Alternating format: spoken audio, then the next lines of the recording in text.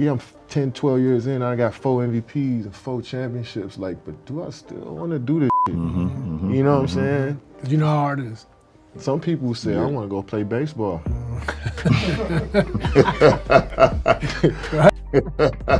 And then I want to come back. Well, some people say, I'm going to go 22 straight. And, you know what I'm saying? So it's a contract I feel like you got to have with yourself, too, in order for you to be you know. There's no turn it on here, turn it off here. It's just 110% at all times. So, you know, if I burn out, I burn out.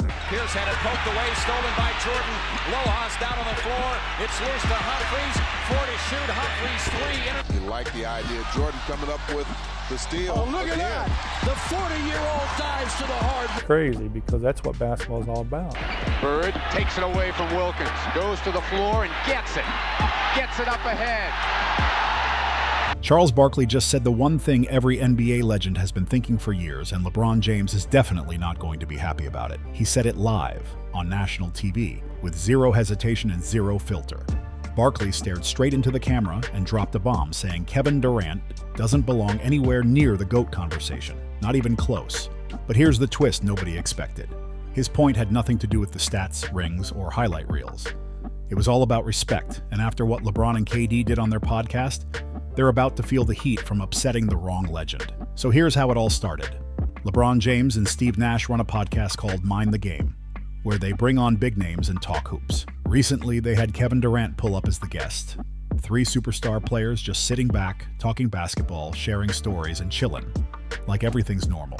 But things took a turn when they got into a conversation about what it really takes to stay great for a long time. Oh shit, I was in the league. I thought you were about to say some shit about the 90s. Only one of us was in the I'm league. down with the 90s. That team, that 90s bled into the early 2000s. Durant started opening up about the mental grind, the commitment, the days you question if you want to keep pushing. Then KD suddenly throws out a comment that made the whole room burst out laughing. He said, "Some people say I want to go play baseball and then come back. Others want to go 22 straight years." LeBron instantly cracked up, like he heard the joke of the year, and everyone watching knew exactly who KD was talking about. Michael Jordan. MJ dominated the league, won 3 straight titles, then stepped away to play baseball before coming back and winning 3 more. So KD was clearly poking at Jordan stepping away, while hyping LeBron for never taking a break across 22 seasons. But here's where things get messy. Michael Jordan didn't walk away because he got tired or wanted a new hobby. In 1993, he was at the absolute peak of his career. He had just completed a 3-peat, something only a few teams in NBA history have ever done. Then tragedy hit. His father, James Jordan, was killed that summer. This wasn't just his parent, this was his best friend, his mentor, the person who pushed him before the world even knew his name. The pain Jordan felt is something most people can't even come close to imagining. So when MJ stepped away to play minor league baseball, he wasn't running from basketball. He was honoring his father's memory. Baseball was his dad's favorite game, the sport he hoped Michael would play at the highest level. Every swing, every rep, every moment MJ spent on the diamond was for his father's legacy. And now here's Kevin Durant on a podcast, turning one of the most emotional decisions in sports history into a joke. Fans were quick to react, calling them out instantly. Social media went wild with people saying how off-base and disrespectful that comment sounded. But that's not even the end of the story. This isn't the first time LeBron has taken subtle shots at Jordan, or the era he ruled. A while ago, LeBron made a comment that had everyone raising eyebrows. He said, "We done with the 90s." The 90s, the era that built modern basketball, the decade when Jordan ruled the league and turned the NBA into a global powerhouse. When LeBron said that, he wasn't just talking about a time period. He was basically trying to nudge Jordan's era out of the spotlight, pushing the conversation toward his generation instead. Instead of just letting his legacy stand naturally, he's been trying way too hard to reshape how people see the past. And that's exactly where Charles Barkley stepped in. Chuck has been watching this wave of disrespect build up for years. He's seen players brushing off the 90s, acting like Jordan's competition wasn't serious, pretending that older eras weren't tough or skilled. Eventually, Barkley hit his breaking point and he snapped on live TV. During a segment about Durant's legacy, the host asked Barkley where KD ranks among the all-time greats, especially after his rough stretch with the Phoenix Suns. And that's when Chuck let loose in a way nobody saw coming. Barkley didn't sugarcoat anything. He came right out and said, "Kevin's a great player," but then added that KD's legacy is complicated. And after that warm-up, Chuck dropped the real hammer. He said, "I don't like any guys who join super teams." Then he aimed straight at the heart of the debate and admitted, I'm biased against LeBron when it comes to comparing him to Michael. Michael didn't join anybody. He just kept getting his butt kicked and got bigger and got stronger and finally knocked the wall down. That line hit like a punch because it highlights the real difference between how Jordan climbed to greatness and how guys like LeBron and Durant chose their paths. Jordan was drafted by the Bulls and stayed during the ugliest, toughest years. He went head-to-head with the bad boy Pistons, one of the most physical teams ever, and they beat him down 3 years straight. But Jordan didn't run off to join someone else's squad. He hit the gym, leveled up, pushed harder, and eventually broke through that wall with pure willpower. But Barkley wasn't done. Not even close. He turned his focus right to Durant. He said, "Kevin, who's a great player. You know, other than when he joined the Warriors, he hasn't been successful anywhere else." And that line stung because it carried real weight. Look at Durant's career. He spent years in Oklahoma City, got insanely close to a championship, but couldn't finish the job. Then in 2016, he made the move everyone still talks about, joining the 73-win Warriors, the same squad that beat him in the playoffs. The Warriors already had everything: a title, a system, Steph Curry, Klay Thompson, Draymond Green. They did not need Durant to win. And once KD left that setup, Barkley brought up the harsh truth right on TV. "You got swept last year in the playoffs. You didn't make the play-in this year." He was talking about Durant's Phoenix run, where after all the hype, and after forming another super team with Bradley Beal and Devin Booker, the Suns still got handled in the first round of the 2024 playoffs. And in 2025, they didn't even make the postseason. Before that, Durant tried building another powerhouse in Brooklyn with James Harden and Kyrie Irving. That experiment fell apart too. The pattern is impossible to ignore. When Durant joins a machine that's already rolling, he shines. Great player. I think that his legacy is complicated. You know, I don't like any guys who join super teams. I'm biased against LeBron when it comes to comparing him to Michael, joining Dwayne and those guys. Because, you know, when we have this debate, and LeBron's amazing and spectacular, but I was like, Michael didn't join anybody. He just kept getting his ass kicked and got bigger and got stronger and finally knocked the wall down. And, you know, Kevin, who's a great player, you know, other than the fact when he joined the Warriors, he hasn't been successful anywhere else. And I don't hold that against him, but he wants to be considered in that list. He's not on that list. He's not on that list. He's a great, great player, but he's not on that list. He wants to be like, wow, he's not in a GOAT conversation, because you're not, plain and simple. Damn. You had great success when you joined the Warriors, but not only did you not have success, you actually flamed out in those other places. You got swept last year in the playoffs. You didn't even make the play. But when he's expected to be the main leader guiding a squad to greatness, things just don't pan out. Then Barkley delivered the final verdict. Clean, sharp, and brutally honest. He wants to be in the GOAT conversation. You're not, plain and simple. And that's where everything turns to the bigger question. Why are LeBron and Durant, two insanely gifted players, so bothered by Michael Jordan's shadow? LeBron has lived with that comparison from day one. The moment he stepped into the league, he was labeled the chosen one. The guy meant to surpass MJ. For years it felt possible. But no matter how high LeBron climbed, there was always something, some category, where Jordan still stood above him. 6 championships to 4, a perfect 6, 0 finals record compared to LeBron's 4 wins and 6 losses, 10 scoring titles to LeBron's 1. Every time LeBron caught up in one lane, Jordan was still ahead in another. Durant's situation is different, but the sting is just as real. KD is one of the most skilled scorers ever, but he's never been embraced the same way other superstars are. Why?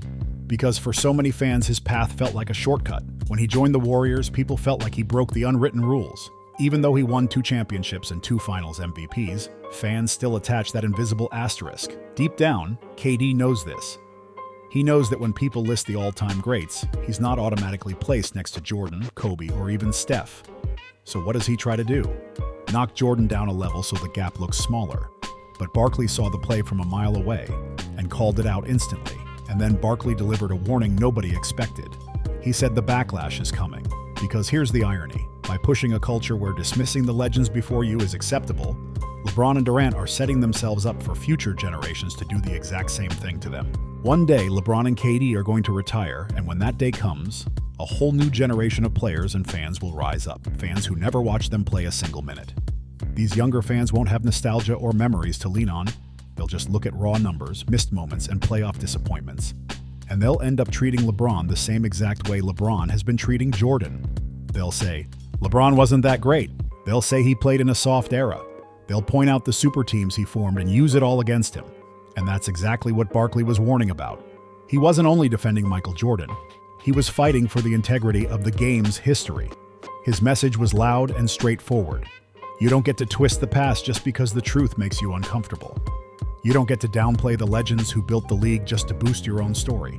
Because if you go down that road, that same attitude will bounce right back at you. The cycle always comes full circle in the basketball world. But here's where things get even more interesting. LeBron's behavior lately has shifted in a way that shows he's trying harder than ever to control how people see him. He launches a podcast so he can shape the conversation around himself. He keeps calling himself the GOAT instead of letting the world decide. He mentions how he never has enough help, even though he's played with Dwayne Wade, Chris Bosh, Kyrie Irving, Kevin Love, Anthony Davis, and plenty of other star-level teammates. All of this makes it look like he's worried about how history will judge him. And laughing at a moment connected to one of Michael Jordan's deepest personal tragedies doesn't help his image at all. When you turn a legend's pain into entertainment, people notice. And that respect you've worked years to build starts to crack. So let's talk about why the 90s deserve respect, because that's the core of this whole situation. The 90s weren't just the Michael Jordan decade, though everyone knows he ruled it. It was the era of Karl Malone and John Stockton grinding for years. The era of Hakeem Olajuwon dominating the paint, with skill and footwork that centers still study today.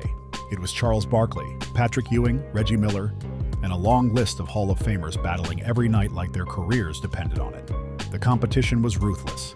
Hand-checking was legal, so perimeter players had to fight hard just to get clean looks. Defenses were physical in ways that would get labeled flagrant fouls today. Load management didn't exist. Nobody sat out because they felt a little tired. Players suited up night after night, pushing through injuries that would sideline modern players for weeks. And in the middle of all that chaos, Michael Jordan dominated it without ever forming a super team. Jordan didn't call up rivals asking to team up. He stepped on the floor and beat them straight up. That's the difference. That's why his legacy hits different and feels untouchable to so many fans. Then Charles Barkley brought up a stat that destroys the LeBron versus Jordan argument in seconds. LeBron has played 559 games where he scored 30 or more points. That's impressive. But Michael Jordan played 562 such games. And here's where everything flips. LeBron has played 8 more seasons than MJ, almost a full decade of extra chances to pile up stats. Yet Jordan is still ahead in 30-point games.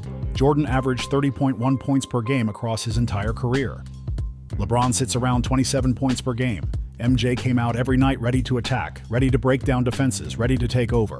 He went after opponents with a mindset that was different from everyone else, a mentality built around domination, not cooperation. He was named Finals MVP because he earned it with straight-up domination, not luck. LeBron has reached the finals 10 times, which is an amazing achievement on its own, but he's only won 4 of those battles. That means 6 finals losses, and every one of those losses gets brought up every time someone brings up the GOAT debate. When you line everything up side by side, it becomes crystal clear why Charles Barkley went so hard at LeBron and Kevin Durant. It wasn't about beef. It was about protecting the truth. Barkley was trying to make sure basketball history doesn't get twisted to fit anybody's ego. His message to LeBron and KD was simple and honest. You're great players, but you're not Michael Jordan. And if they keep trying to knock down Jordan's legacy just to raise up their own, it's going to flip on them in the worst way. What's wild is that the whole situation could have been avoided. If Durant had praised LeBron's longevity without tossing that jab at Jordan, none of this blows up. If LeBron had stepped in and said something like, "Hold on, let's not take shots at MJ," he would have looked like the mature one in the room. But instead, they laughed together like they dropped the smartest joke in the world, and now they're dealing with the fallout. Here's the truth LeBron and KD need to face. The GOAT debate isn't about who played the longest or who stacked the most total points. It's about who was the most dominant when it mattered most. Who stepped up in pressure moments, who carried themselves with respect for the game and for the legends who came before them. And in every one of those categories, Michael Jordan still sits at the top. That doesn't mean LeBron and Durant aren't all-time greats. They absolutely are, but they're not Jordan. And the sooner they accept that reality, the easier everything becomes for them. Barkley's takedown wasn't just about one moment on a podcast. It was years of frustration building up. It was a Hall of Famer who battled Jordan on the court, someone who truly knows what real greatness looks like, finally standing up and saying, "Enough is enough. You don't get to twist history. You don't get to make jokes at the expense of legends. You don't get to shade the foundation of the sport just to boost where you rank. The basketball world needed this. It needed someone like Barkley, someone fearless, respected, and honest, to call out what's been going on. Because if this trend keeps going, where every new generation tries to tear down the last generation just to lift themselves up, the sport loses its heart. Basketball is built on respect. It's built on recognizing the giants who built the game into what it is today.